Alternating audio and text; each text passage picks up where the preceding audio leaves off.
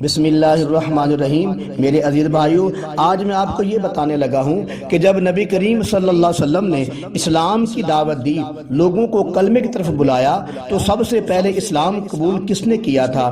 نبی کریم صلی اللہ علیہ وسلم نے 41ویں سال میں نبوت کا اعلان فرمایا تھا۔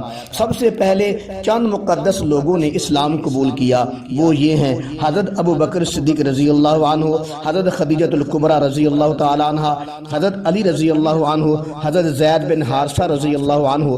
اول اسلام قبول کرنے میں مختلف روایات ہیں، چنانچہ علماء نے تطبیق دی ہے تاکہ اختلاف ختم ہو جائے۔ خواتین میں سے سب سے پہلے حضرت خدیجہ الکبریٰ رضی اللہ عنہ نے کلمہ پڑھا، اور بچوں میں سے سب سے پہلے حضرت علی رضی اللہ عنہ نے کلمہ پڑھا، اور غلاموں میں سے سب سے پہلے زید رضی اللہ عنہ نے کلمہ پڑھا، اور آزاد مردوں میں سے سب سے پہلے حضرت ابو بکر صدیق رضی اللہ عنہ نے میرے محمد صلی اللہ علیہ وسلم کا کلمہ پڑھا۔ حدیث مبارکہ کے اندر آتا ہے، میرے پاک پیغمبر نے فرمایا، میں نے جس کے سامنے بھی اسلام پیش کیا، اس نے کچھ نہ کچھ تردد پیش کیا، سوچا سمجھا، اور جب میں نے ابو بکر رضی اللہ عنہ کے سامنے اسلام پیش کیا تو انہوں نے بغیر سوچے سمجھے کلمہ پڑھ لیا۔